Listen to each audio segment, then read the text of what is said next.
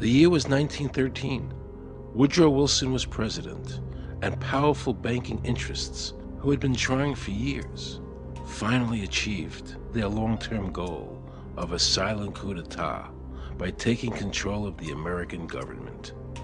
The first thing they did to accomplish their takeover was convince Secretary of State Philander Knox to lie to the American people and tell them that the 16th Amendment, the Income Tax Amendment, had been legally ratified by the states when it was not.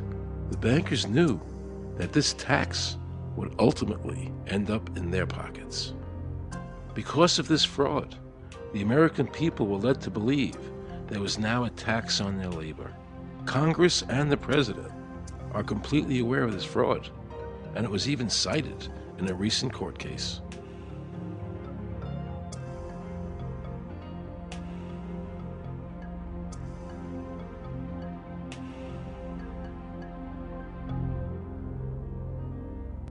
That very same year, the bankers committed their second and by far the most diabolical fraud ever perpetrated on the American people by bribing senators to pass the Federal Reserve Act without the required constitutional amendment.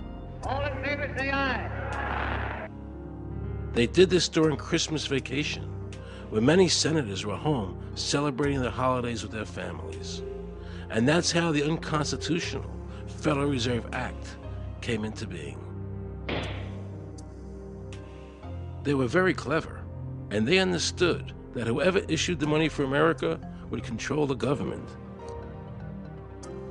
The bankers won, and the American people lost, because most politicians will sell their soul for $1. And now the Federal Reserve could issue dollars legally. As Mayor Rothschild said, "Give me control of a nation's money supply, and I care not who makes its laws." He knew that he and the other bankers would now control the laws of the nation. Government gave these bankers one of its most important powers, and now had to borrow money from them and pay interest to finance the government. So the American people were forced to lower their standard of living and pay a graduated income tax to the government, just so the government could give these bankers more profits. President Woodrow Wilson, who signed the Federal Reserve Act into law, later said, in regret, "I am a most unhappy man. I have unwittingly ruined my country. A great industrial nation is now controlled by its system of credit. We are no longer a government by free opinion, no longer a government by conviction and the vote of the majority, but a government by the opinion and duress of a small group of dominant men." The Federal Reserve was created by Congress in 1913, and it was entrusted with the power granted originally to the Congress by the U.S. Constitution to coin money and regulate the value thereof.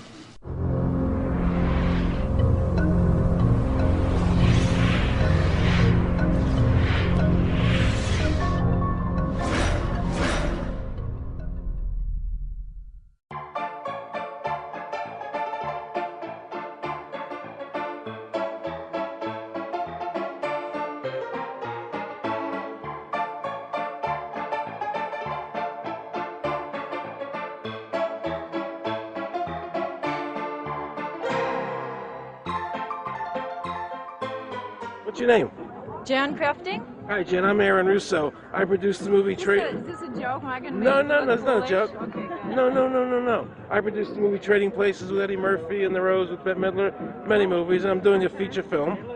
And my film is about my quest to find out whether or not people pay income taxes. Do you pay an income tax? Yes, I do. You do? Yeah. Have you ever seen a law that requires you to pay an income tax? Have I ever read it? You mean in the page, black and white? No, no. So you pay the income tax, I assume? Of late. Well, actually, no, I didn't file last year, but I'm sorry, is this on film? No, I paid my tax. My question to you is, have you ever seen a law that says you have to pay an income tax?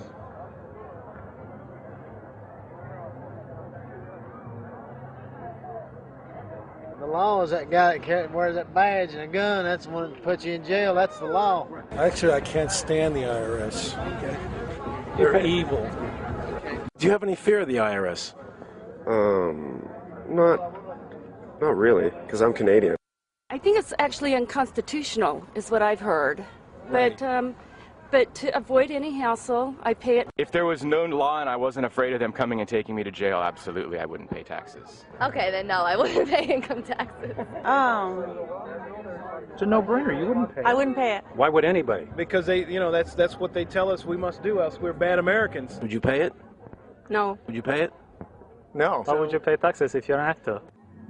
The income tax is not legal because it would be a direct tax and it is not apportioned as the Constitution demands. If it's against the Constitution, then why are we doing it?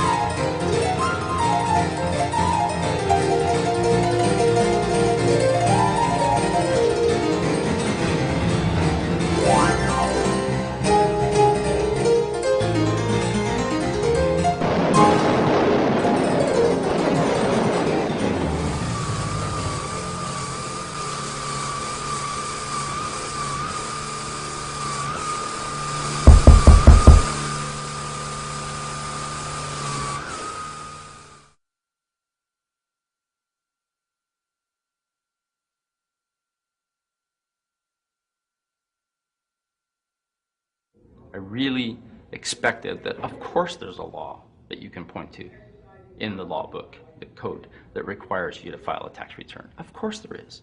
Maybe I don't know what it is right then as he was speaking to me, but sure. So naively, I agreed to go off and research it and get back to him. 3.5 months later, I was at that point where I couldn't find the statute that clearly made a person liable, at least not me and most people I know. And I had no choice in my mind except to resign. I had to leave the IRS because I presented evidence that I had accumulated indicating that the agency was violating the law and violating people's rights. And I asked the agency for a response to my sincere concerns. And the answer I got was that they would not respond to my concerns and that they would provide me with the paperwork necessary to tender my resignation. But We the People Foundation for Constitutional Education put a full-page ad in the USA Today on July 7, 2000. And within the body of that ad was a $50,000 challenge for anyone that could show the law. And to me, $50,000 is a lot of money. So I went after that and did the research based on the fact that I thought, let's put this baby to bed. I'm hearing all these rumors. I'm going to kill 2 birds with 1 stone. I'll answer these people's questions that are asking me, and then I'll win this $50,000. And, based on the research that I did throughout the year 2000 and that I'm still doing, I have not found that law. I've asked Congress, we've asked a lot of people in the IRS commissioners, helpers. They can't answer, because if they answer, the American people are going to know that this whole thing is a fraud. I was surprised to hear these highly trained and decorated IRS agents telling me there was no law requiring American citizens to file a 1040 or to pay an income tax on their labor. I haven't filed an federal income tax return since I left. I have not filed a tax return since 1999. Approximately 67 million people don't file an income tax return. I made a decision to go to Washington so I could attend the We the People Foundation press conference. They were going to serve a class action lawsuit on the IRS, signed by over 3,000 people, because the IRS has refused to show the law that makes Americans liable to file a 1040 or to pay an income tax on their labor. I was very curious as to why the IRS refused to show the law, as it seemed such a simple thing to do. Yet I was skeptical about the Foundation's claims. There had to be a law, right? I mean, we've all been told over and over and over again that we had to pay income taxes. No answers, no taxes. No answers, no taxes. No answers, no taxes. Most people believe that the income tax system is legal and that the revenue from the tax is used in the public interest. However, there is a substantial, conclusive body of evidence that proves that our income tax system represents the most pernicious form of tyranny. It is the greatest hoax ever perpetrated by government against the working men and women of America. American citizens, along with the Foundation, have been asking the IRS to specifically provide them with the underlying legal foundation upon which they administer and enforce the personal income tax laws in our country. At the national level, when people would attempt to contact somebody of a much higher authority, say the commissioner, same kind of thing. They would get answers that were in effect non-answers. There are a group of people standing outside today who assert that no law requires you to pay taxes and that you will not answer their petition to the government as to whether they're required to pay taxes. Are they required to pay taxes? I've been paying my taxes ever since I had my first job, and I think it's a fundamental construct of our nation that those of us who expect and demand the services from our government that the government provides, be they the protection of our country through the military, or be they the education of our children, or be they the protection of our environment, that we must pay for those services. So yes, I think there is a fundamental obligation, and that it's an understood and well accepted one.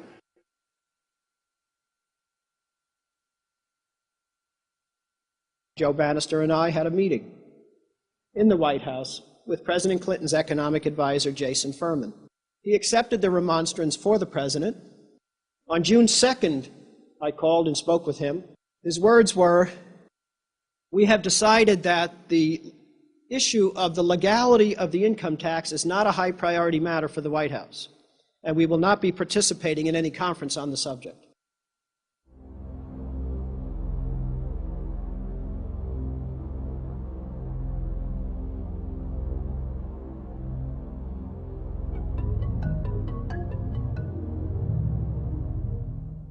I decided not to eat until my death or until the government agreed to send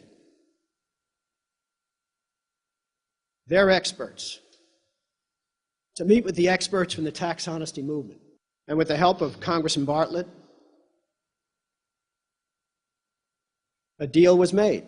I'm very pleased that through these several trying weeks and now months, that we have secured the agreement of the IRS and the Justice Department, because some of the questions are beyond the purview of IRS, that they will both attend a public symposium where these issues can be formally addressed. Last Thanksgiving,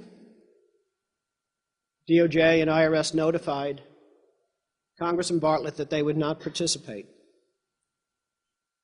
Congressman Bartlett then waited until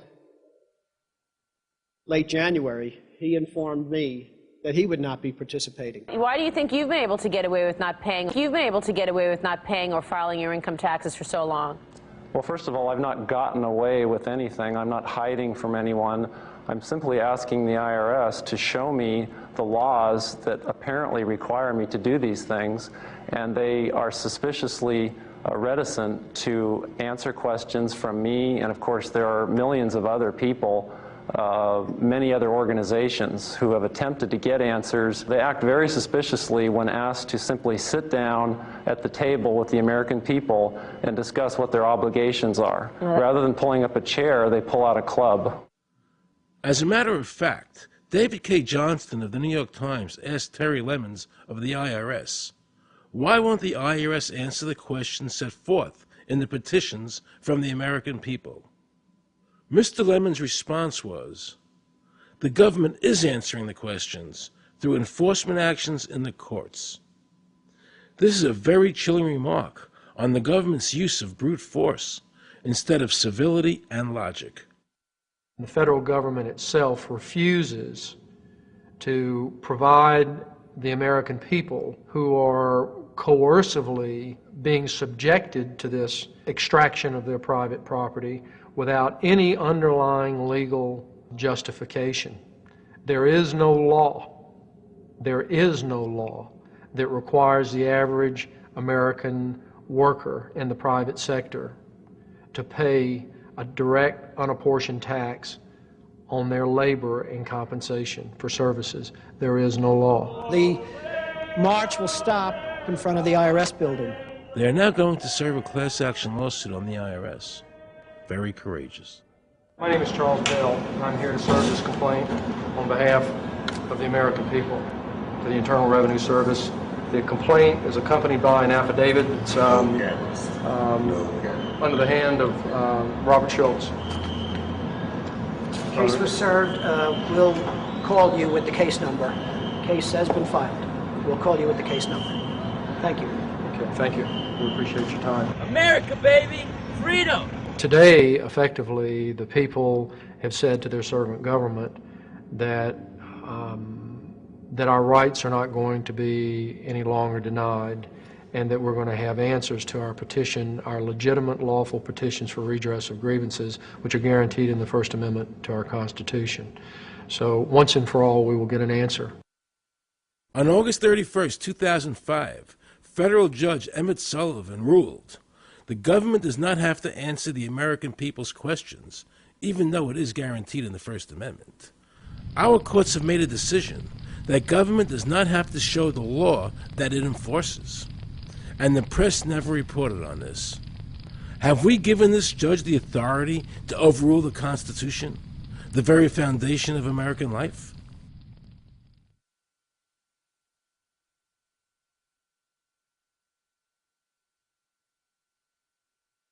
I believe that in both spirit and substance, our tax system has come to be un-American. Death and taxes may be inevitable, but unjust taxes are not. The country's taxes must be fixed, and I know what to do with it. If you think you're paying too much now, just wait till I get through with it. Now, Mr. Hanley, I'd like to ask you something. What does the government do with all the money we give them in taxes? When President Reagan was elected, one of the first things that he did was appoint a blue ribbon panel of business people headed by Peter Grace, and is commonly referred to as the Grace Commission. And their job was to research all the various areas of the federal government and make a report. One of the quotes from the Grace Commission is, 100% of what is collected is absorbed solely by interest on the federal debt. All individual income tax revenues are gone before 1 nickel is spent on the services taxpayers expect from government. If we pay the salaries of the congressmen and the senators, we're supporting them, aren't we? Well, yes. Yeah. Well, then why can't we list them as dependents and deduct them?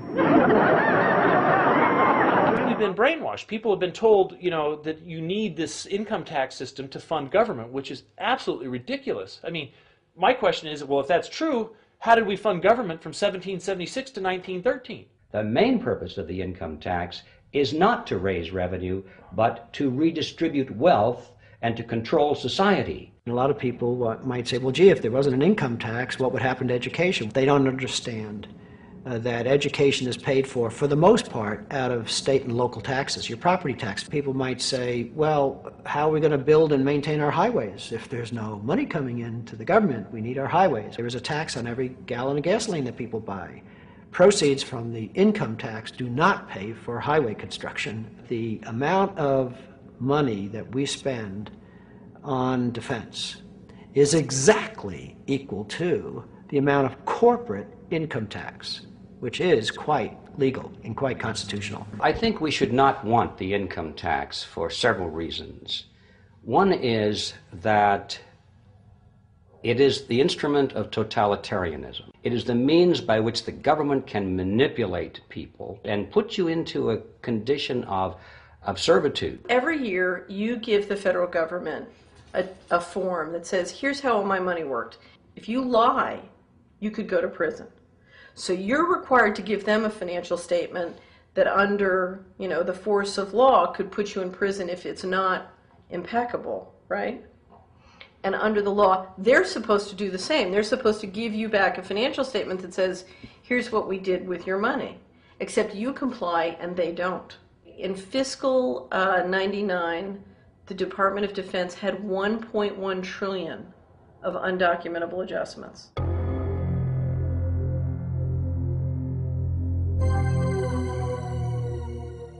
The following year, they had 2.3 trillion of undocumentable adjustments.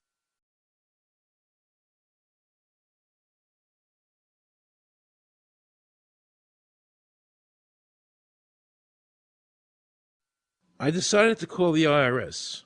I spoke to Anthony Burke in Media Relations. He was very nice to me, and I explained to him that I was an award-winning film producer and that I was doing a documentary on the IRS. He seemed a bit stunned by this, then explained to me that Commissioner Everson nor anybody else would go on film to discuss the income tax. But he did say he would call me back.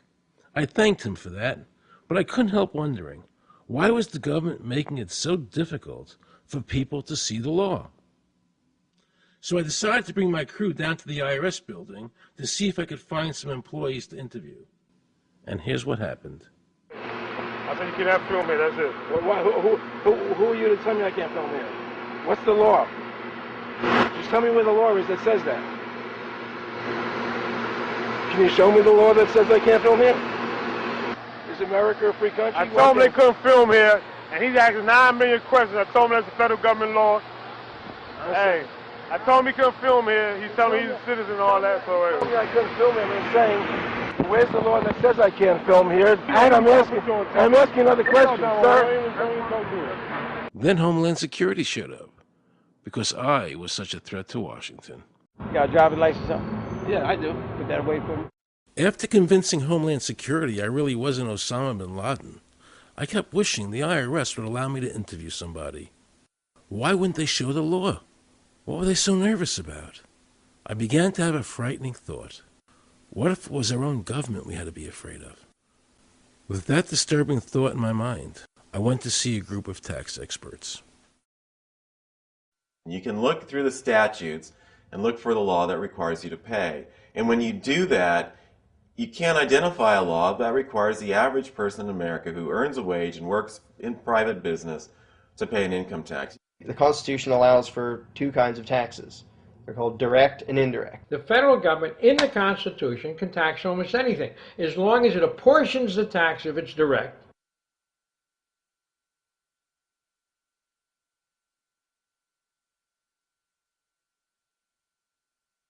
The indirect tax is, for example, an excise tax. I can avoid the excise tax on gasoline. I can choose to ride my bicycle.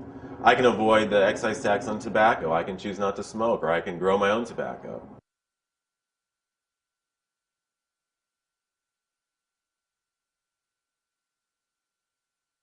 The income tax which is being applied now doesn't meet the criteria of either direct or indirect taxes.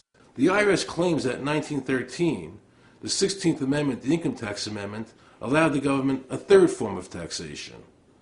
What was the Supreme Court's ruling on that? The Supreme Court in the case of Stanton versus Baltic Mining. I mean, what could be clearer than this? The provisions of the 16th Amendment conferred no new power of taxation. The Ruschauer case also said that the 16th Amendment did not impose any new taxes and did not change any of the taxing restrictions of the Constitution. There were also several other major Supreme Court cases in that same period from 1916 up until about 1923. Stratton Independence versus Hobart, Southern Pacific versus Lowe, Bowers versus Curbo Empire, Burnett versus Harmel, Doyle versus Mitchell. It's actually very simple. Congress tried to enact an income tax in 1894. The Supreme Court said that's unconstitutional. When the Supreme Court says something is unconstitutional, it's unconstitutional. They tried again in 1913, and the Supreme Court said the 16th Amendment conferred no new power of taxation. So, if they didn't have it then, and they didn't get it, they don't have it. There is no constitutional basis for a tax on the wages of Americans living and working in the 50 states of the Union. Period. End of argument.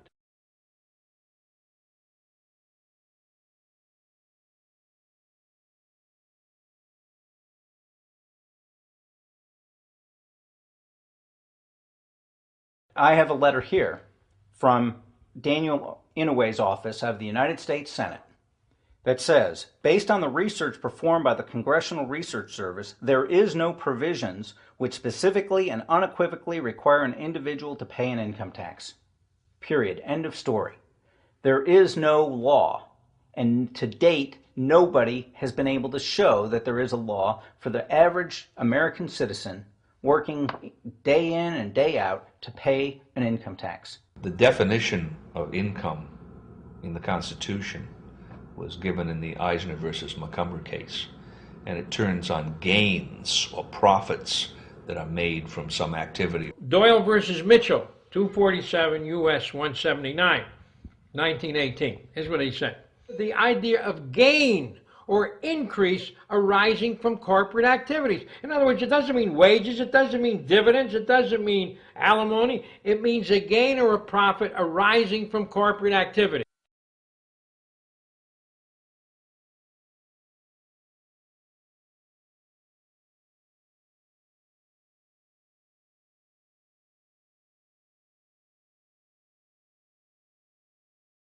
These liens that are recorded against people by the government for tax liens are nothing more than allegations. They are non-substantive. They have never been determined by a neutral third party, such as a court, to have one shred of validity.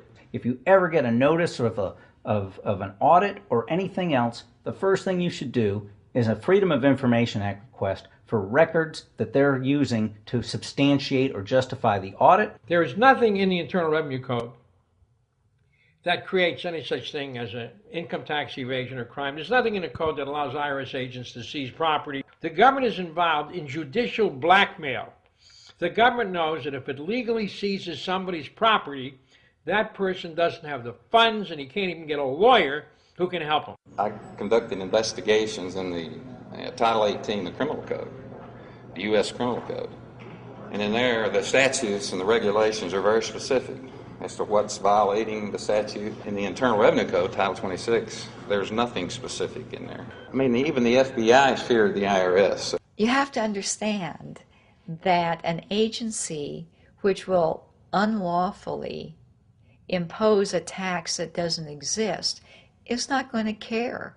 If we, the people, don't know what our rights are, they're not going to tell us. If Americans just learned that the IRS was actually knowingly deceiving them, that would be enough for them to rise up and put a stop to it. This small booklet includes the Constitution of the United States, the Bill of Rights, the Declaration of Independence. This is a document that every citizen should read. It's a document which freed an entire nation. This is the Internal Revenue Code. And this document, and the unlawful application of this document by the Internal Revenue Service has enslaved the nation that this document attempted to free. I was very impressed with the people in the tax honesty movement.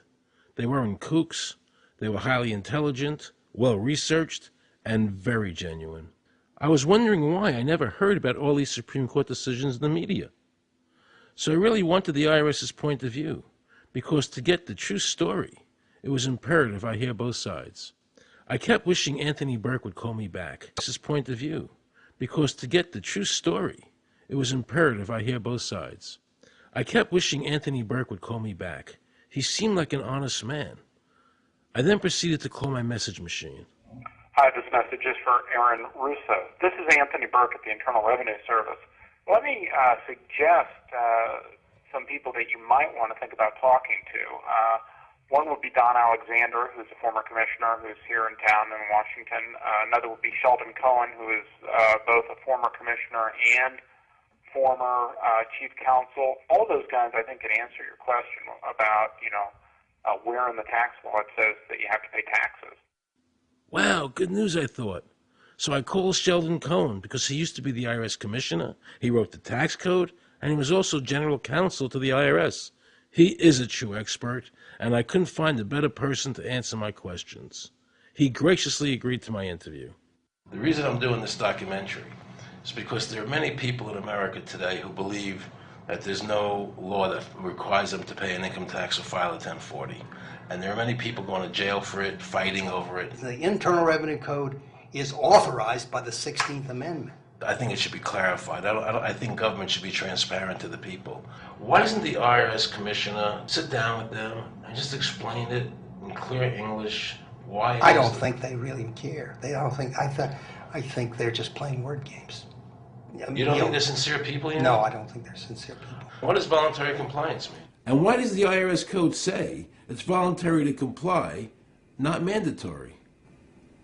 That's a word euphemism we use. We use voluntary compliance when we talk about traffic signals. Most people, at 2 o'clock in the morning, do you stop at a red light? Yeah. Is there a cop there? Sometimes I don't. Well, I do, and most of us do. Most of us do. Right. But that's voluntary compliance. That was a complete perversion of logic. Traffic laws state that it is mandatory to stop at a red light. The IRS code says it's voluntary to comply. Mandatory and voluntary are the complete opposite of each other. Yet he wants us to believe that they mean the same thing.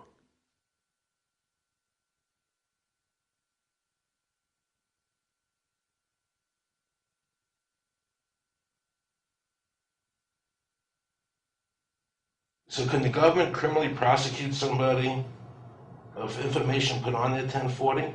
Yes. Right, so doesn't that violate the Fifth Amendment? No. But the Fifth Amendment says I don't have to do anything that incriminates myself. Well, it doesn't incriminate you to put your income down. But you said before I could be put in jail for it. The commissioner wants us to believe that although the IRS demands that you fill out the 1040 and you can go to jail for it, that they are not violating your Fifth Amendment rights of self-incrimination. That is absurd. Isn't it true that the word income is not defined anywhere in the Internal Revenue Code?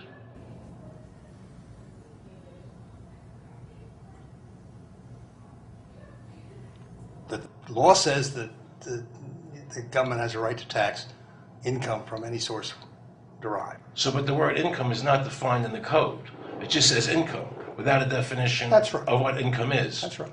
Correct? Yeah. But there are many different kinds of taxes. Well, how can an American citizen know what income is if the code doesn't define it? If they're paying an income Because tax... the courts have all defined it. Do you remember what constitutional attorney Edwin Vieira said? The definition of income in the Constitution was given in the Eisner versus Macomber case, and it turns on gains or profits that are made from some activity.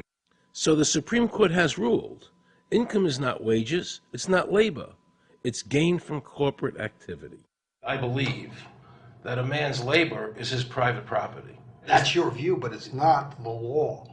The Supreme Court's even said your labor is your private property. When I go to work for somebody, it's a trade. It's an even exchange. I do some work, you give me some money.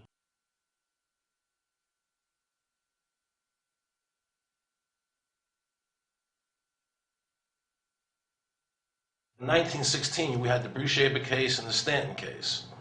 And the Bruce-Shaber case and the Stanton case said that the 16th Amendment gave the government no new taxing power.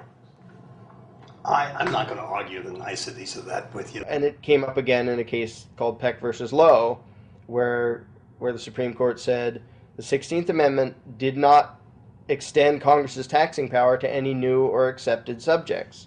In other words, if you weren't taxable before the 16th, you weren't taxable after the 16th. Today I interviewed a juror, okay, who sat on a case, and they found the person not guilty for lack of filing, okay? And I asked her why they found him not guilty. And she said because the IRS couldn't show us the law that made him liable to file a 1040. All they need to do, if there is a law, is to show us the law. Which, of course, they never did. And the reason they didn't do it was why? Because there is no law. Title 26 requires you to file a return. But doesn't Title 26 have to be in compliance with the Supreme Court decisions? You're going to take a 1920 case and superimpose it on the whole Internal Revenue Code that was written after it? No, that's not. I can't believe what I just heard. Rewind. You're going to take a 1920 case and superimpose it on the whole Internal Revenue Code that was written after it? No, that's not. Remember he said earlier the Internal Revenue Code was authorized by the 16th Amendment? The Internal Revenue Code is authorized by the 16th Amendment. Remember, the Supreme Court said the 16th Amendment did not give the government any new taxing power. These decisions have never been overturned. Let's listen further. Can the lower courts overrule the Supreme Court? No. How are they putting people in jail today for not paying a tax on their labor when the Supreme Court said they don't have to? Doesn't the IRS code have to be in compliance with the Supreme Court? That's my big question. This is a waste of time. Well, because whatever I say, you're not going to believe. He's right. I don't believe him. And neither should you.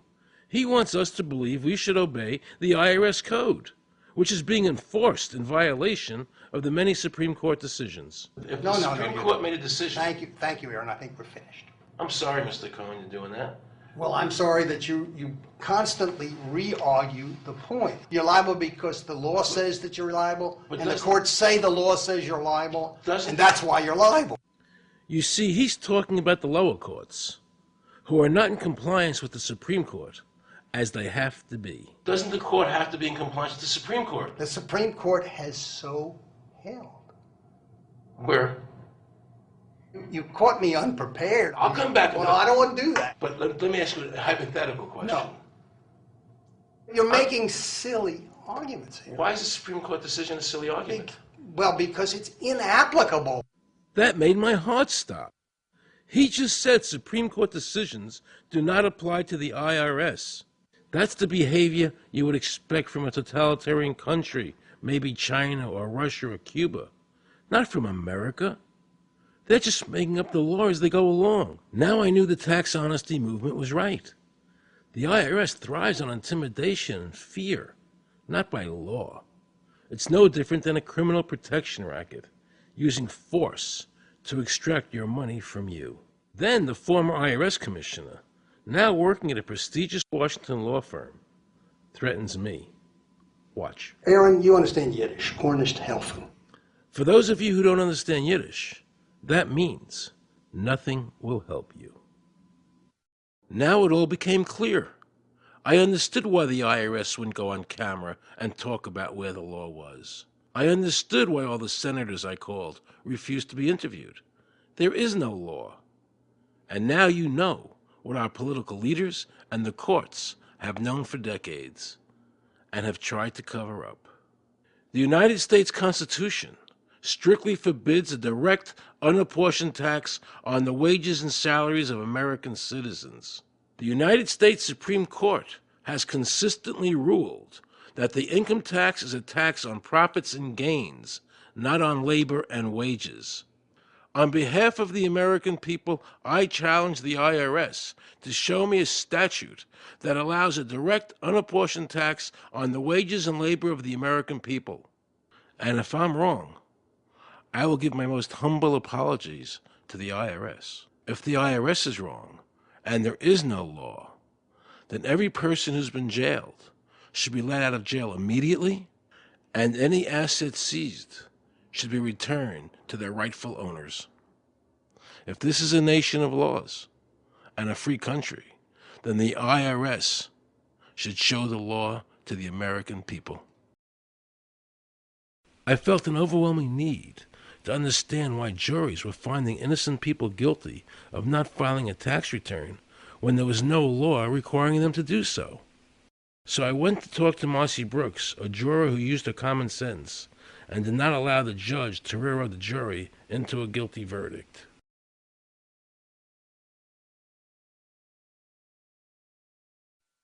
He was being tried for 4 counts of not filing his income tax. Okay. And our question was, well, what is to decide? Either he did or he didn't. It never occurred to us that he might actually be innocent while at the same time not filing. In the federal government, it is not a felony not to file taxes. Finally, they said, okay, if we're going to get this guy, we're going to have to put it in the state. They called up the IRS agent, Agent Craner. Craner? Yeah. Robert Craner? Mm-hmm. This is Ken Doherty, who's also an investigator with the Illinois Department of Revenue. This is a request for a copy of the delegation of authority order. Right, and I talked to my boss about that, and he said that my badge is that. Badge is the authority. I thought it had to be in writing. The last question that the defense asked him was, did you write any of this down? And Agent Craner looked right at him and right at us, and he said, I never wrote anything down. And yet when we saw the video, there he was, writing notes, you know. And so I'm thinking, okay, at this point, the judge is supposed to say, Agent Craner, it is clear that you have committed perjury. It wasn't even noticed. It finally came to the climax. Mr. Harrell looked right at the prosecutor, and he said, I will tell you the same thing I have told over and over again to government officials. You show me the law that requires me to file a tax return, and I'll be glad to do it. And again, I asked, under what is the requirement that you claim and are required to do these things? And the requirement under the regulations is what section? My question to you is, what particular act are we discussing here that I am liable to do these things that you claim I'm liable to do? Your exact question would be again? Okay, what is the section that what? But I guess I'm still not understanding your question, Mr. Harrell. Well, you must be familiar with what that you have the police powers to enforce. Yes. The prosecutor absolutely ignored him. And he started slandering Mr. Harrell. Just started attacking his character. They're calling us tax cheats, they're calling us fanatics, they're calling us weirdos. I don't care what you call me, but I have one question. Where is the law? Show me the law. They can't let this turn into a rational debate, because if they do, they lose it. So they have to insult people and say it's frivolous. We felt like that there was an overall arrogance and that they were railroading Mr. Harrell and wanting us to participate. Judge Coogan, he looked right at us and he said, I will instruct the jury according to the law. We were sent to deliberation. The judge promised us that he would give us the law. And we looked and we looked and it was not there. We wrote a note to the judge asking for a copy of the law. 10 minutes later, we get a note back. You have everything you need, but there was no law. And he had promised us. At that point, I felt betrayed. I felt like this man promised us the law, and that's what this whole thing is about, the law. We request it, and he still denies us the law. And the reason they didn't do it was why? Because there is no law. Remember, we're talking about the Illinois state law here, okay, which is a law in Illinois. So we got out that law, and we read it several times, and I said, okay, wait, you know, because they kept saying, but this is a law in Illinois. And I said, look at the beginning of it.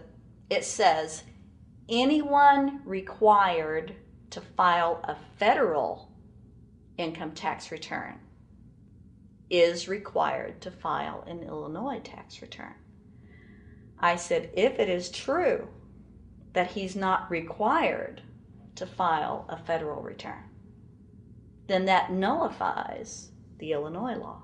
Two people, they kept saying, but he's going to get by with it. And I said, what is he getting by with but his rights? If there is no law, he's not breaking a law. He's just standing on his rights. Are we going to deny him that? That's when this one juror sat back and kind of rolled his eyes and he said, you mean we don't have to pay taxes?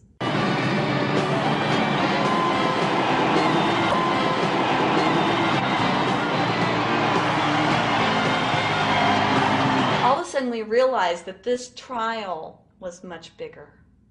And the ramifications of this trial were going to be so broad if it actually got out. I mean, it's like we had just discovered this great government secret. And so when we came out for the delivering of the verdict, the judge was, I'm sure, even at this point, I'm sure he still thought we would give a guilty verdict.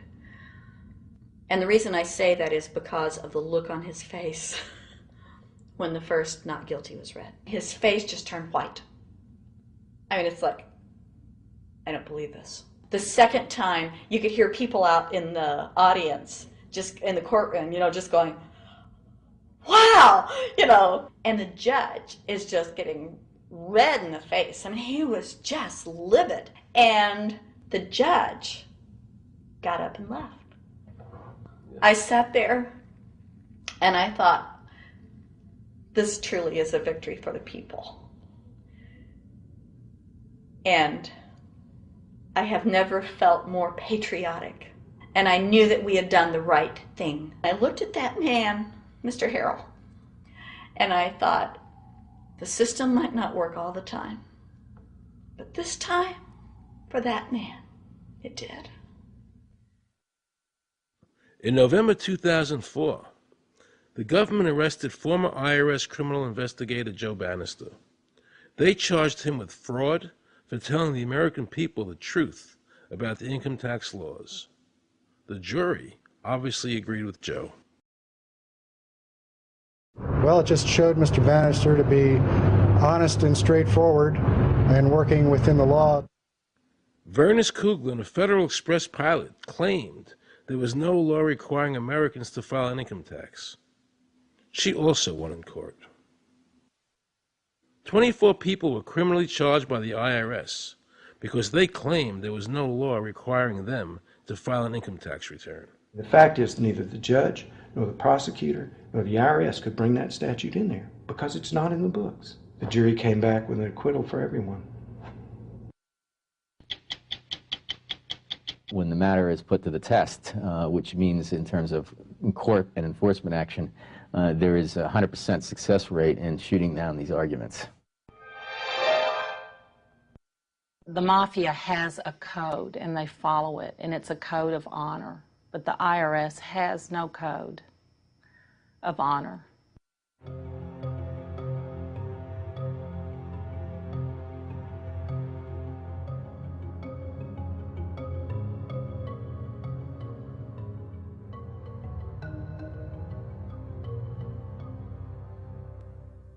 Meet Judge Dawson, a federal judge presiding over the Irwin Schiff tax case, who denied Irwin the ability to prove to a jury that there was no law requiring Americans to file an income tax return. He denied Irwin the right to prove to a jury there was no law by stating, "I will not allow the law in my courtroom." But the judge made sure the government never had to show the law as written by telling the jury, "You must follow the law as I give it to you." Nobody can know what the law is, because the law is what the judges say the law is. The lower courts today will not allow people, especially in tax cases, to bring in Supreme Court decisions as their evidence.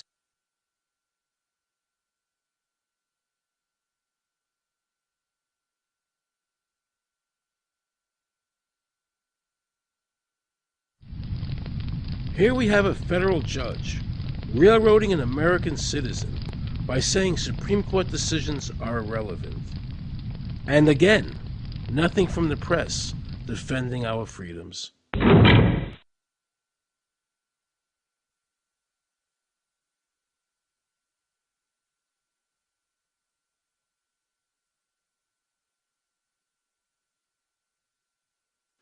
So if you ever find yourself as a juror on a tax case, be sure to ask the judge to show you the statute written by Congress that allows the government to tax the wages of the American people. If the judge can't show you the law, then how can you possibly, in good conscience, convict someone and destroy their life?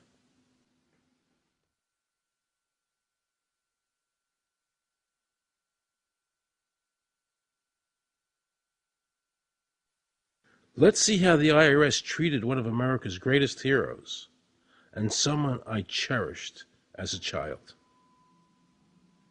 Joe Louis was an American icon. Victorious in his 27 fights, the Brown Bomber quickly rose to heavyweight champion of the world. His 1938 knockout of German Max Schmeling, who represented Hitler's Aryan ideal, earned him the admiration of millions of Americans. Is watching carefully. Louis measures him right to the body, a left hook to the jaw, and Schmeling is down. The crowd is high. Right after Pearl Harbor was bombed, Joe had a title fight where he donated his fee to Navy War Relief. Well, I'm not working for nothing. I'm working for my country, and I think that's about the greatest piece of work that anybody can do. Well, I certainly agree with you for that, but you're turning over an awful lot of money. Well, we all turn over a whole lot for this country at this time. Joe volunteered for the segregated army and defended his title while in the service, this time donating his normal fee to Army Relief. I'm only doing what any red-blood American would do. Since the checks were in Joe's name, the IRS taxed him on their full amount, even though he never saw a penny of it. At the end of the war, Joe was awarded the Legion of Merit. But what most people didn't know was that the IRS was charging him $50,000 a year in interest alone on his debt. When Joe's beloved mother died, leaving him $600, the IRS immediately seized it. They also confiscated all of his children's trust funds. Joe was forced to continue fighting until he was 37 and out of shape, just to pay off his ever-mounting debt to the IRS, which grew to $1 million, $100,000 a year just in interest. At the end of his life, Joe was forced to become a greeter at a Las Vegas hotel just to make ends meet. It was a shameful thing to see a man like him, great fighter, great human being, being humiliated and destroyed in this manner, because after all, when you owe Internal Revenue money, no matter what you have, they take away from you. And they took a lot away from Joe Louis.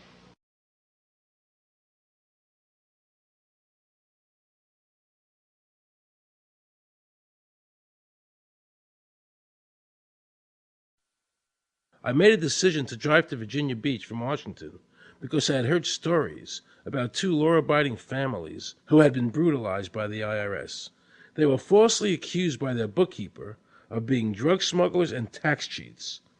And incredibly to me, without any investigation, the IRS proceeded to raid their place of business and their homes, even though they had done absolutely nothing wrong. On Saturday morning, 4 different raiding parties proceeded to raid 4 locations on a Saturday, the day before Easter.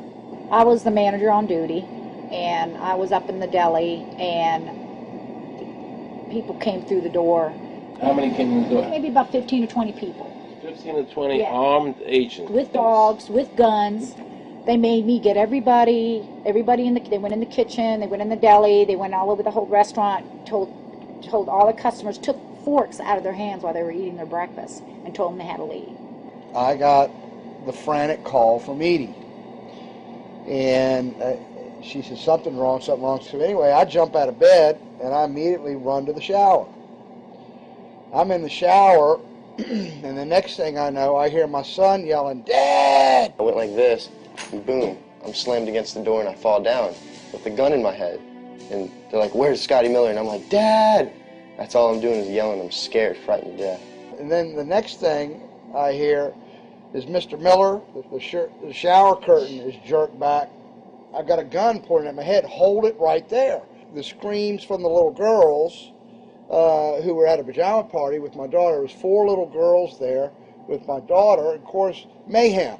There were about 3 men in my bedroom with huge guns. He followed us and wanted to watch us get dressed, and I tried to shut the door, and he puts his foot in the door, like he's going to sit there and watch us change our clothes. And I was like, excuse me, no. My neighbors now are all standing out. Were you still naked? Well, they handed me a towel at that point. I had a towel wrapped around me. Did the towel fit? No, hardly. Hardly. At this point, they were talking about weapons, and, I mean, it's crazy. I mean, they're looking everywhere, going through all my drawers. And I reached for my underwear drawer to get some underwear, They said, don't touch anything, boom. They're locking their guns up. They said, hold it right there, don't move around, don't move. I'm going, whoa. I said, I'd just like to get some underwear on here, you know? I said, yeah, I got women standing here. They keep everything. How did you conduct your business if the IRS took everything? We had to do it out of a shoebox so we could keep going because we requested these things, and I'm told that the government's really not, once they do raid and so forth, they're supposed to at least let you, until you're charged with something, continue your business. This wasn't the case. They kept everything. So you were never even charged? Absolutely not. Charged with what? And when you speak IRS, the whole world shrivels up. The whole world gets fearful to a point where, let's not talk about it. I testified in front of Congress. I would like to know why this dark entity, known as the IRS, has come into my life and refused to leave. I raised my children with a zero tolerance for dishonesty. And now they must hear allegations that I am a major drug dealer and a tax cheat. A lot of people out there being abused, and a lot of people saying, look, I'll pay it. Just go away. Just go away. When all that happened, we had to file bankruptcy. We've had cars taken away from us, kept my daughter from going to college. Do they ever think about the lives that they just destroyed? They think about the ruination of homes and property? No. In this case, we would have never thought this could happen to us. We've never done anything wrong. How can this happen in America when, in my case, personally, I thought that I was doing everything right? I've served my country. I've been to college. At least I've done something in my life. I got a speeding ticket one time.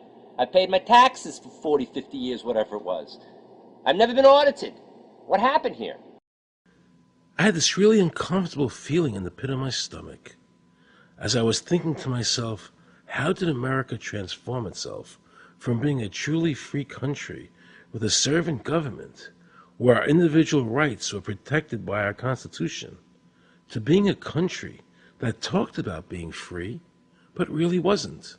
The change started when the Federal Reserve came into existence and America adopted one of the major planks of the Communist Manifesto by bringing to America this central bank.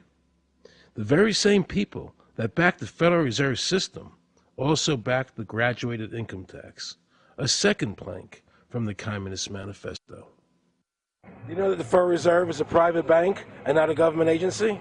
No, I wasn't aware of that. It's a private bank? That would scare me quite a bit. What if you learned that the Federal Reserve makes money off the taxes you pay? How would you feel about that? Angry. Like I'm feeling right now. I would feel cheated by my government. I'd be angry. It kind of sucks. They're pretty much in control of everything. I decided to drive back to Washington to see Dr. Ron Paul. He had been a congressman for over 20 years. I had met him previously in 1998 when I was running for governor of Nevada, and I knew him to be an honest and sincere man, and I thought he'd be very helpful in letting me know what the future holds for the American people. Who owns the Federal Reserve? It's secret, and we can't find out what's happening. But the Congress created it, and it's not authorized in the Constitution. The government borrows money from a private corporation using the name Federal that prints United States on it, and then it pays back to the Fed, which is owned by private banks. We don't know who all those private banks are. The money that the government is paying back to the private bankers is the money that comes from you and me. Why in the world would the American government borrow money and pay fees on it when it has the authority to make the money itself interest-free?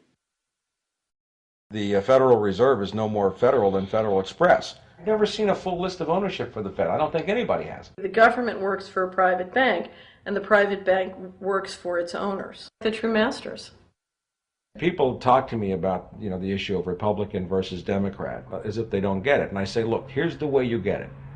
It's organized crime.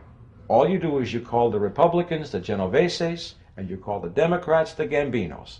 The people at the top, they treat it like a crap game, like it's their crap game, like they're making lots of money. Occasionally somebody at the table shoots each other, but the moment anything threatens their crap game, they all unite to protect it. Occasionally somebody at the table shoots each other, but the moment anything threatens their crap game, they all unite to protect it. They're both controlled by the same financial, economic, and corporate interests. Once the banks get into the picture and they form a partnership with the government gives them the legal power now to create bank-issued money backed by the coercive power of government to require everybody to accept that bank money. In the course of the last century, they have converted this nation from a nation of independent freeholders to a nation of employees. And they're just one step away from being serfs. Most people spend the great bulk of their money for taxes, interest, and inflation. And all of that money goes to these two groups that comprise the cartel and their partner, the federal government. It's not a coincidence. So if Congress used its legal authority to shut down the Federal Reserve System, the American people would be much better off. Government should create, issue, and circulate all the currency. Creating and issuing money is the supreme prerogative of government and its greatest creative opportunity. Adopting these principles will save the taxpayers immense sums of interest, and money will cease to be the master and become the servant of humanity. Abraham Lincoln. Young people today are conditioned practically from the cradle on up to think that credit is a wonderful thing. You don't want to damage your credit. You want to do what you can so that you can go to the bank and get a good loan. There are no people who own their own property, who own their own houses, who own their own business, who finance their own business. They're only debtors. The average young person today has no concept that he's being drawn into a web, a trap. Like he's in the feudalist system, only he's going to like it. He's going to think, this is wonderful. I got my new red Corvette and I'm in debt for the rest of my life, but I'm looking good. A decision was made. You know, let's get all the debt up, let's move the jobs abroad, and instead of re-engineering your skills, we're going to dumb down America, and so the middle class will disappear. Really what most of the people in this country have become is food for the debt machine. When a person borrows money, it puts a noose around their neck and makes them servant to the lender, which is exactly what the Federal Reserve System is designed to do. And now our Congress, so dominated by the banks, is helping them to entrap people even further by passing new bankruptcy laws, making it more difficult for the people to declare bankruptcy and get a fresh start, while at the same time allowing the banks to charge very high rates of interest. This is the way the Democrats and Republicans, working with the banks, legally enslave the nation. Credit card industry is a huge political contributor. And unfortunately, a certain number of... It just seems so, like I say, just bald. You know, this idea that credit card industry gives a lot of money to the government so they will protect them even to the just abject disinterest of their own constituents. That happens kind of a lot. The board of directors of the Federal Reserve System is chosen by the president from a list prepared by the bankers themselves. The process of finding a Greenspan replacement is ongoing and is being managed by a small group of people responsible for coming up with a list of nominees. It's important that whomever I pick is viewed as an independent person from politics. If the American people ever allow the banks to control the issuance of their currency, the banks and corporations that will grow up around them will deprive the people of all property until their children wake up homeless on the continent their fathers conquered. Thomas Jefferson. So the Federal Reserve is actually an illegal entity functioning within government. It's illegal, and what we have given to this so-called agency is the authority to counterfeit money. Do you have any points of view about the Federal Reserve and how the Federal Reserve operates? They just enter something on a computer. Oh, you need 20 billion today. Here's 20 billion, but they got that out of thin air. It came out of thin air, it goes to the Treasury then pays their bills. So it's no different than monopoly money.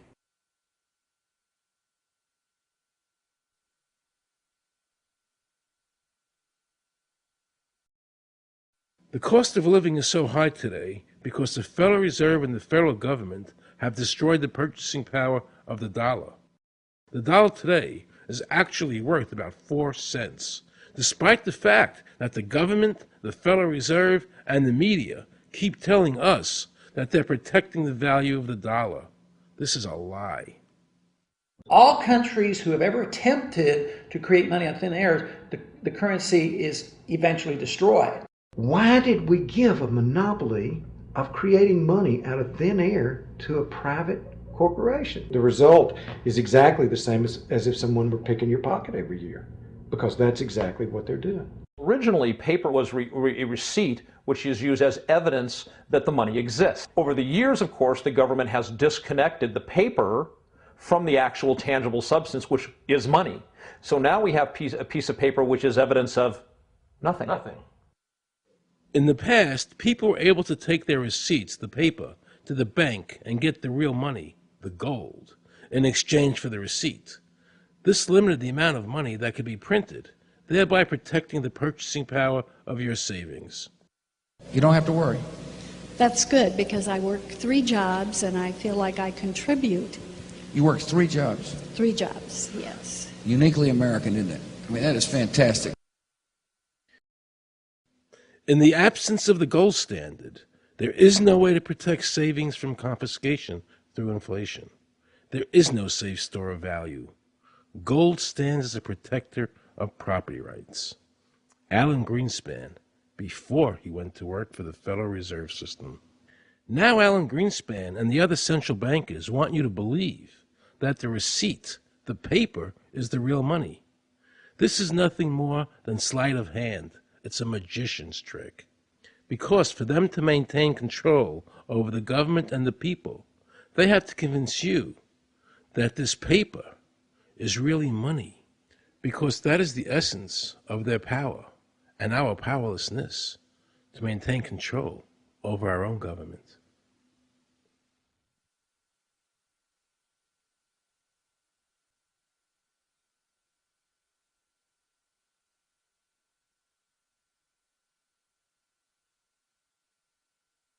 What happened to the gold in Fort Knox? Nobody really knows. When I served on the Gold Commission, I asked them to really, do another audit. I remember it was 15-2. They said, we don't need to audit the gold. It's supposed to be the American people's gold, and so we would like an accounting to tell the American people what is there. I've been told that the Federal Reserve has taken control of the gold as collateral for the dollars they print. They list gold on their balance sheet. How could the Federal Reserve, this private bank, list gold on the balance sheet? They claim they're holding that for the Treasury.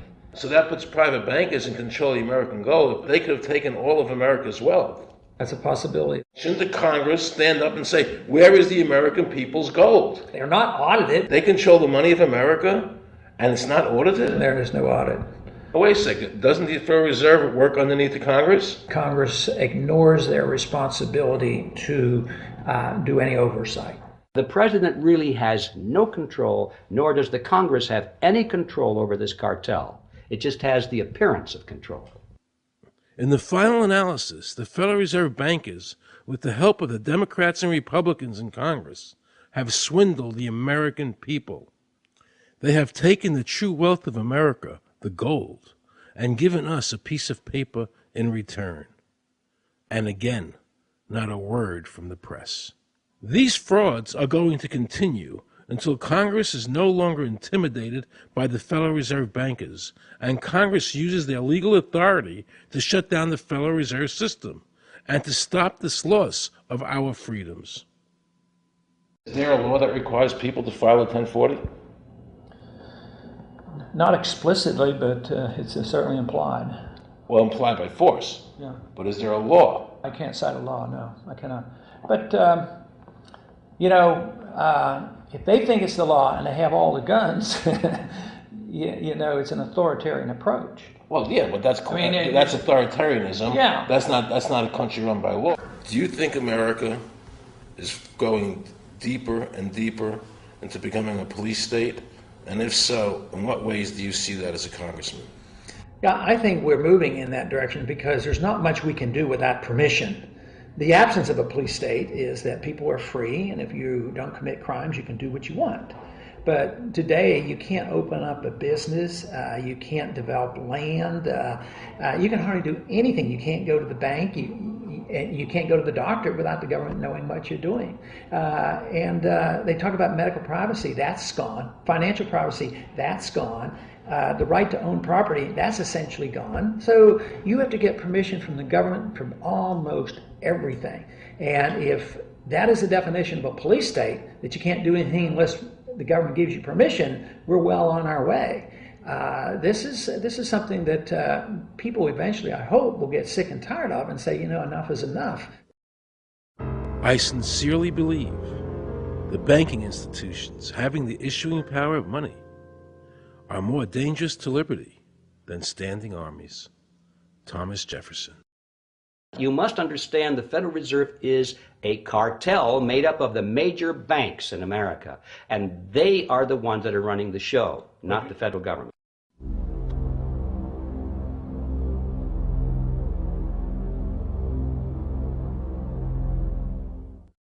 The powers that be behind the system, the financial interests, are able to exercise a disproportionate amount of influence on not only the economic structure of the country, but the political structure.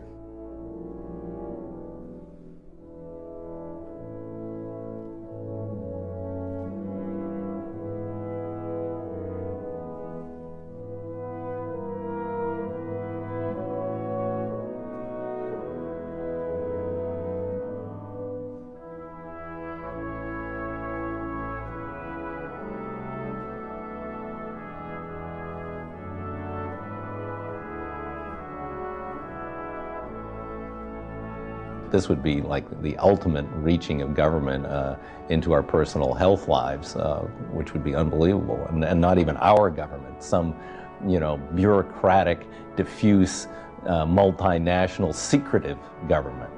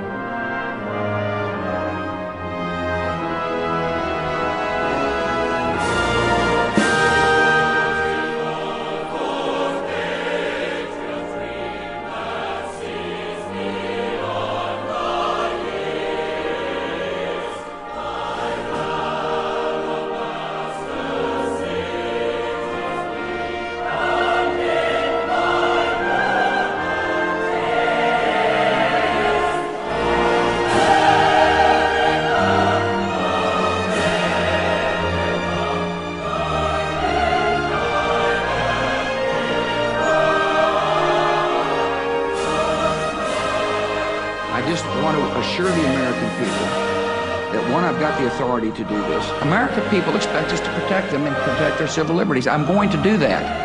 Preserve, protect, and defend the Constitution of the United States. The Constitution of the United States. So help me God. So help me God. So help me God.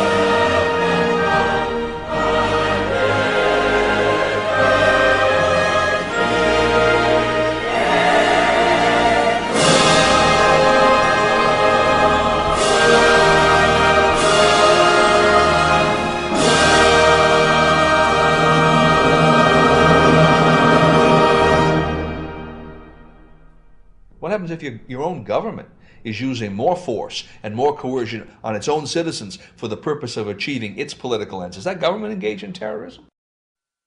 Now let's watch the government add insult to injury to the people of New Orleans. No one will be able to be armed. We will take all weapons. That happened today in this wealthy neighborhood where homeowners had armed themselves to protect their mansions. Residents were handcuffed on the ground.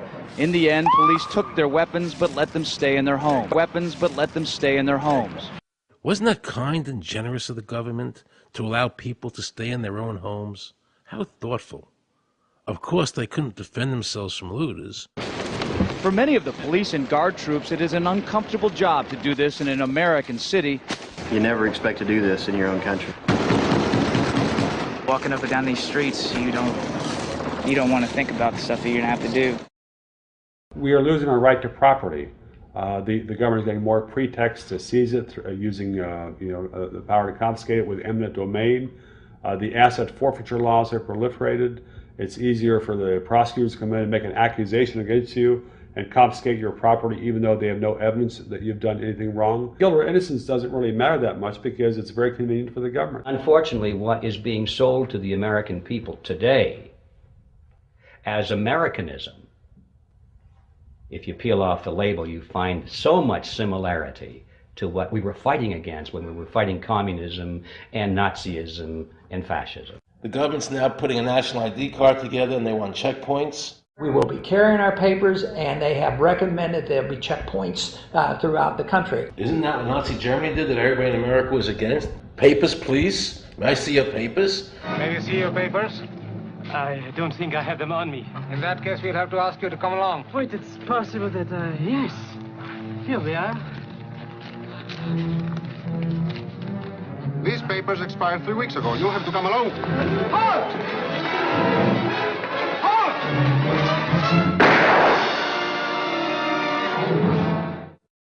In the new legislation, the national ID card is in it. It takes 3 or 4 pages to describe, and it will be connected with our driver's licenses. The states will be instructed on exactly what they have to do. Social security numbers will be used. Some type of a physical proof, such as fingerprints or retinal prints, have to be on it.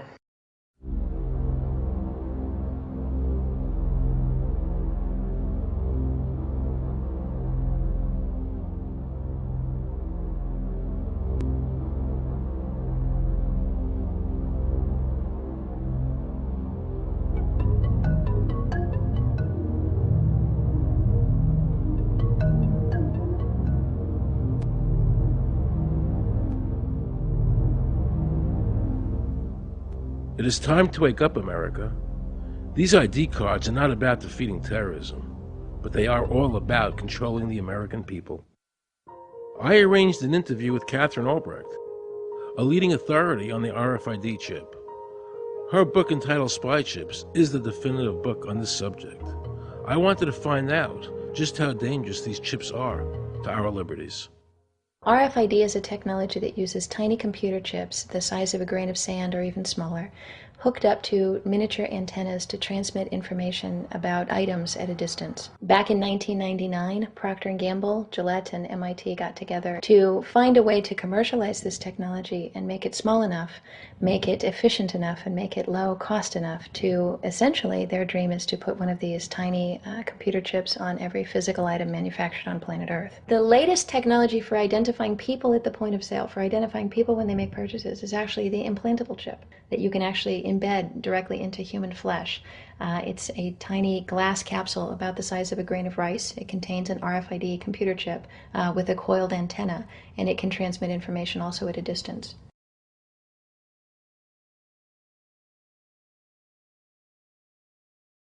Can a microscopic tag be implanted in a person's body to track his every movement? There's actual discussion about that. You will rule on that, mark my words, before your tenure is over. Homeland Security folks, the Department of Defense, and others have expressed an interest in being able to more closely monitor the U.S. populace. And one way to do that, of course, would be being able to determine who buys what and where they take those things.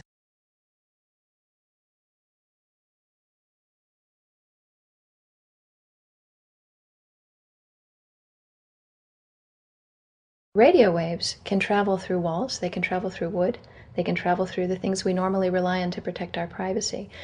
For example, your purse, your backpack, your pocket, anything you're wearing or carrying. Kraft Philadelphia cream cheese has been tagged with RFID and sold to consumers, as have Mach 3 razor products and other Gillette razor products, without the knowledge of the consumer. One of the tiny chips could actually even be the dot on the letter I on the back of the fine print on a package that you purchased. They were talking about having reader devices in every airport, on every bus, on every train, on every port, on every dock. One of the most worrisome applications of RFID are proposals to put them into cash. meaning that you would be able to track every banknote, where it had been, who it had been issued to, and create, in essence, an audit trail. That would essentially take away the anonymity of cash that we now enjoy today. The ATM machine itself, as the money came through the roller device, would be reading each number, and they would know who you are because, of course, you identify yourself at the bank before you take money out. And down the road, when you go to pay at a major retailer, it would also be possible for them, as they're putting the money into the cash drawer, to simply feed it through a little reader device. It would go in, it would tag that number and transfer possession from Aaron Russo, say, to Walmart. Once everything you do is tied down to a single number and there is no longer the ability to pay with cash, then all it takes to render you a non-citizen is to simply turn that chip off. You will no longer be able to really participate in any function in society, including buy food.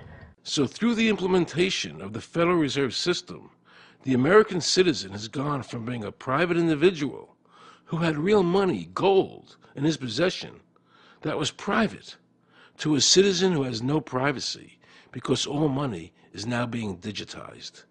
They can deduct whatever amount of money they want out of your digits whenever they want. They can trace you whenever they want. You'll be at their mercy. God forbid we allow this to happen in America. This is absolutely Orwellian. I mean, it's talking about Big Brother looking over your shoulder at absolutely everything you do, every purchase you make, every place you go, every company you interact with. All of that would be reported back potentially to the government.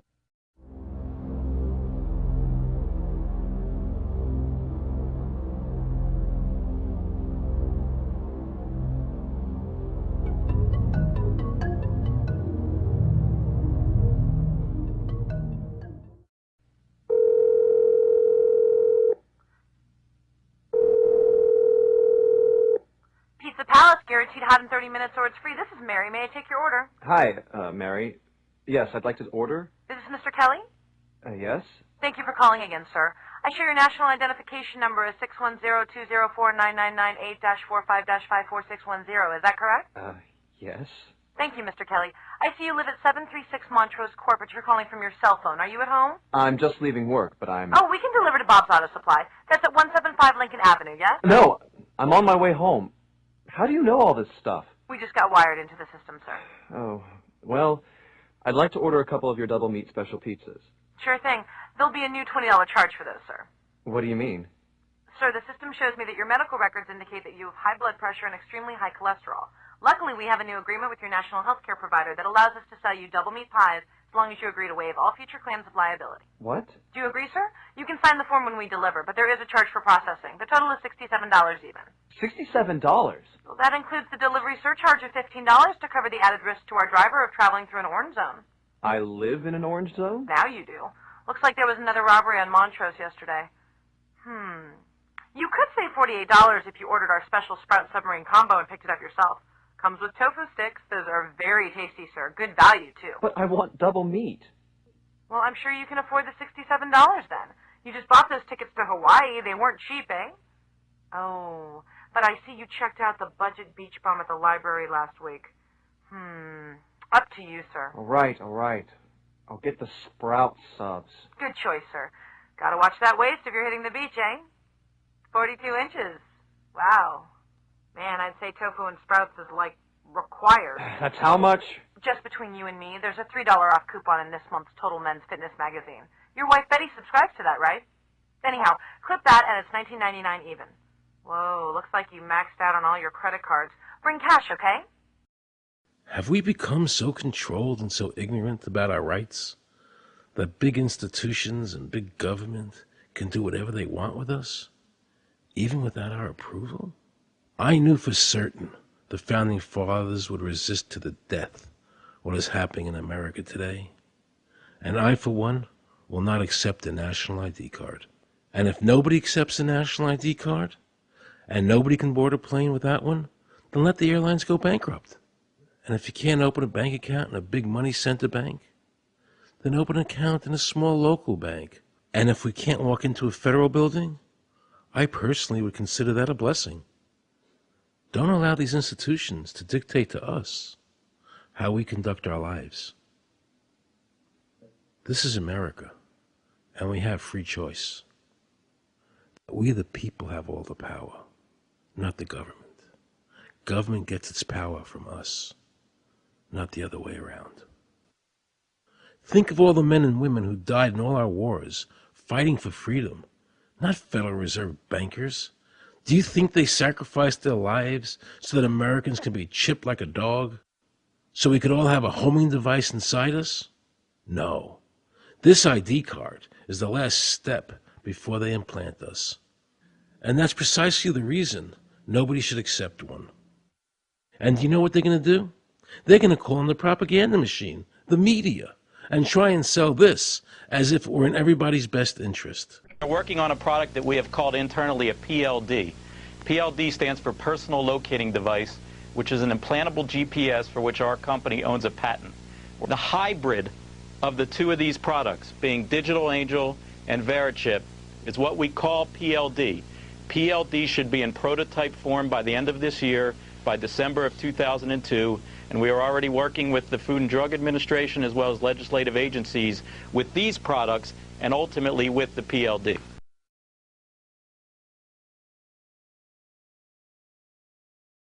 We have a Florida family who are really pioneers in a brave new world. They have volunteered to be the first ever to have microchip identification devices implanted into their body. After 9/11, I was really concerned with the security of my family. I wouldn't mind having something planted permanently in my arm that would identify me. Talk about identification papers. Watch what happens to a woman in Florida whose license was suspended. Get out of the car or I'm going to tase you. The next street off of Secret.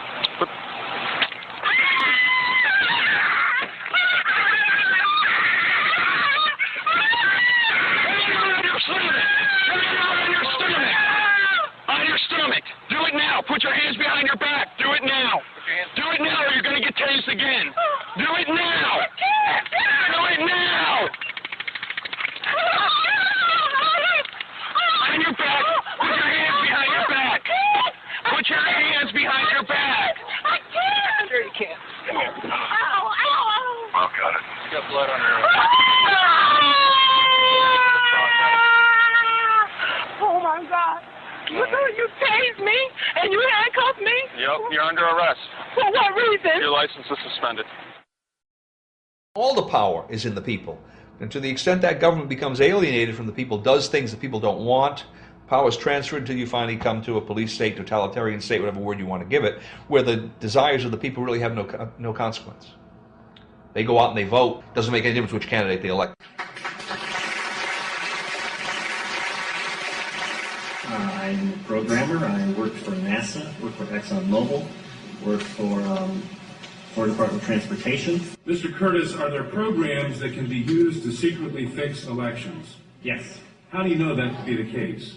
Because in October of 2000, I wrote a prototype for President Congressman Tom Feeney at the company I worked for in Oviedo, Florida, that did just that. And when you say did just that, it would rig an election? It would flip the vote 51-49 to whoever you wanted it to go to and whichever race you wanted to win.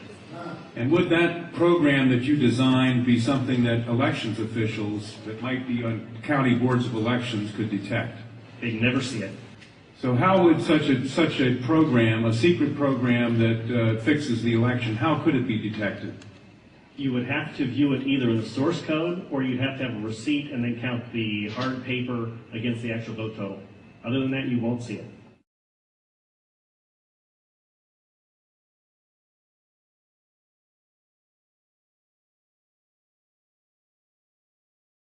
Given the availability of such vote rigging software and the testimony that has been given under oath of substantial statistical anomalies and gross differences between exit polling data and the actual tabulated results, do you have an opinion whether or not the Ohio election, presidential election, was hacked?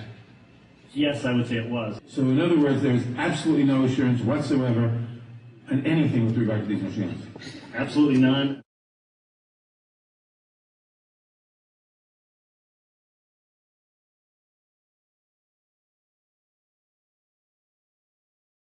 Anybody who trusts electronic voting machines should have their head examined. Anybody who trusts electronic voting machines should have their head examined.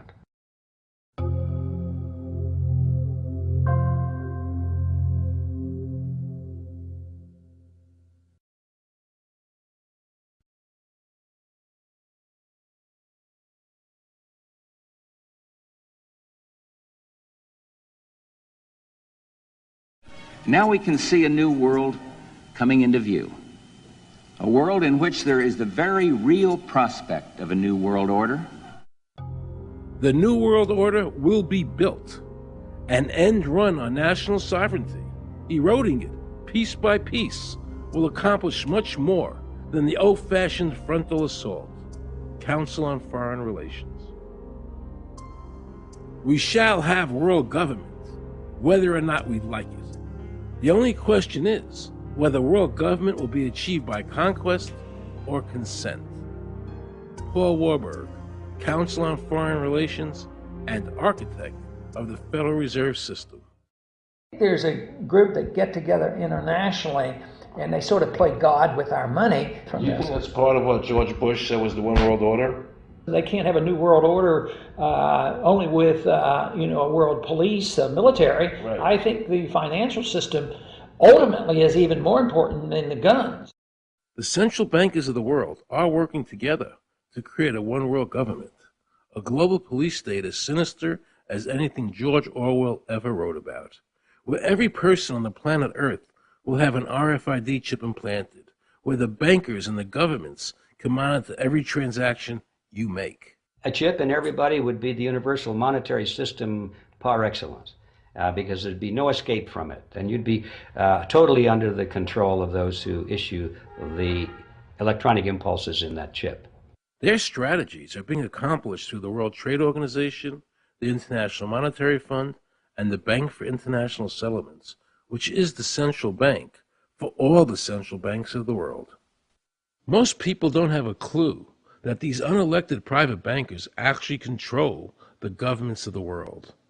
They have financed and profited from every war since World War I without concern for humanity. The war in Iraq is an attempt by the Federal Reserve and their partner, the Bank of England, to control the Middle East and to make it a part of the New World Order. To defend the New World Order, U.S. soldiers will have to kill and die. Arthur Schlesinger, Counselor on Foreign Relations. Military men are just dumb, stupid animals to be used as pawns in foreign policy. Henry Kissinger, Council on Foreign Relations. Now let's listen to this quote by Robert Reich, a member of President Clinton's cabinet and one of his most trusted advisors. The dirty little secret is that both houses of Congress are irrelevant. America's domestic policy is now being run by Alan Greenspan and the Federal Reserve. America's foreign policy is now being run by the International Monetary Fund. When the president decides to go to war, he no longer needs a declaration of war from Congress. Dr. Carol Quigley, professor from Georgetown University, who was also President Clinton's mentor, said in his book, Tragedy and Hope, the powers of financial capitalism had a far-reaching aim, nothing less than to create a world system of financial control in private hands, able to dominate the political system of each country and the economy of the world as a whole. And then President Clinton's Deputy Secretary of State, Strobe Talbot, said, in the next century, nations as we know it will be obsolete. All states will recognize a single global authority. All these supposed free trade agreements, NAFTA, GATT, CAFTA, are truly nothing more than the governments of the world and the central banks working together to create a one-world government. They are not free trade. These treaties are government-managed trade, and they are destroying the American worker. Through these treaties, the bankers are actually beginning to control the laws of the world. The fact is that this relationship between the bankers, the government, and the huge multinational corporations is the very reason why the government no longer enforces its immigration laws. The bankers want a one-world government without borders, and the American government is obeying them. If the government was so worried about terrorism, why are they leaving the borders open? But at the same time, telling American citizens they need an ID card with an RFID chip.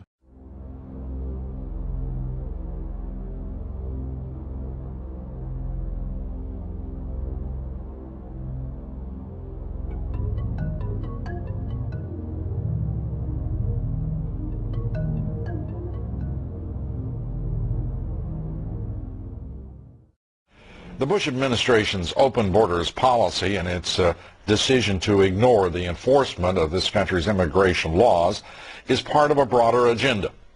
President Bush signed a formal agreement that will end the United States as we know it, and he took the step without approval from either the U.S. Congress or the people of the United States. Bill Tucker reports. The Security and Prosperity Partnership of North America sounds benign, hardly like a policy that critics call NAFTA on steroids. It's a deal that few have even heard of. It's being done again by very few people at the very top on behalf of the investment class, but the working class of people, political officials across our country from communities, from cities and so forth, they don't know anything about this. Yet it was agreed to by Mexico's President Fox, Canada's Prime Minister Martin, and President Bush in 2005. Administration officials counter their critics by saying everything about SPP is on the White House website. And they say the partnership is not a treaty, but more of an outline of priorities between the United States, Mexico, and Canada. Still, some wonder why there haven't been public discussions about the goals being pursued. You know, I was asked the other day about whether or not I really thought the American people had the stomach to stand up and stop this nonsense, this direction from a group of elites in absolute contravention of our law, of our Constitution, every national value. And I hope, I pray that I'm right when I said yes. But this is beyond belief. Look what happened in Europe. The people that voted down the European Constitution wanting each country to stay sovereign. Yet the private central bankers are pushing the governments forward to make this Constitution happen, even though the people voted against it and clearly do not want a world government nor one European government.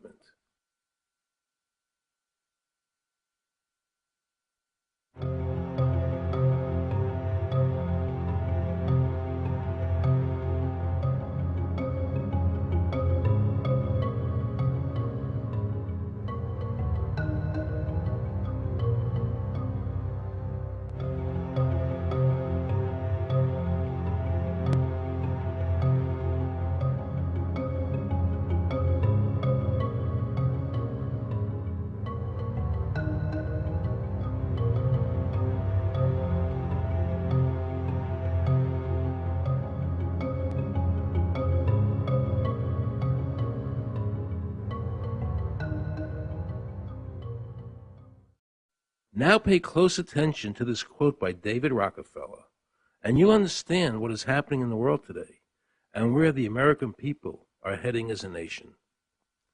We are grateful to the Washington Post, the New York Times, Time Magazine, and other great publications whose directors have attended our meetings and respected their promises of discretion for almost 40 years.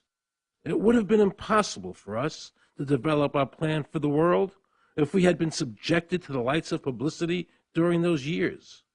But now, the world is more sophisticated and prepared to march towards a world government.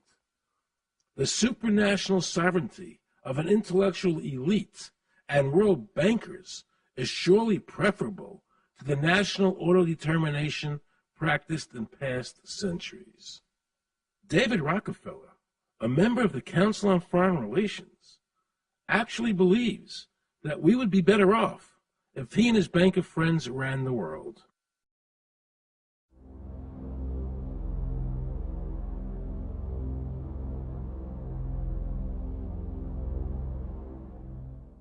Benito Mussolini had a great quote about fascism. He said that fascism should be called corporatism more properly because it's the perfect merger of power between the corporation and the state. That's how we define fascism. And that's what we're seeing here. The media controls the information that a person gets. In various ways, they can make sure that the average American watching the tube or reading the newspaper is going to come out with a certain mindset. He's going to say, this is good, that's bad, and that's all they have to do. You look at the ownership of corporate media in this country. Who owns CBS? Viacom? Who owns NBC? GE? Who owns ABC? Disney? Americans have been taught to expect their salvation from government instead of recognizing government as the most dangerous threat they'll face in their lives. And the United States putting together a constitution now for Iraq. You know, why don't we just give them ours? I mean, think about it. It served us well for over 200 years, and we don't appear to be using it anymore, so what the hell?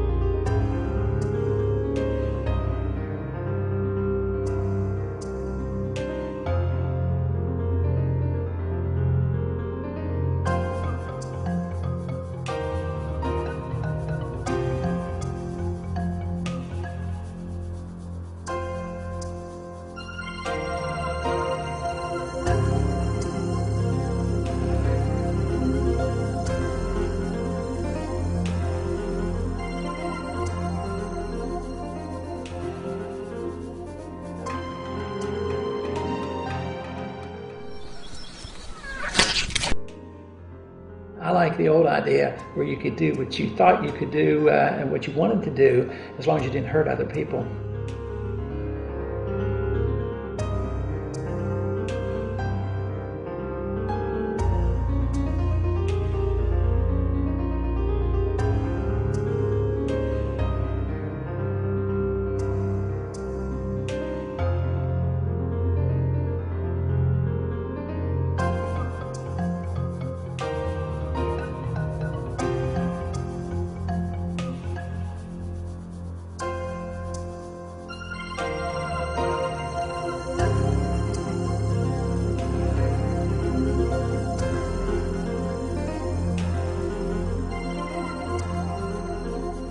I think that the ultimate choice that's being presented to mankind is that it's time to either evolve or perish. Grow up or die. Become adults. Act like adults. Take some responsibility.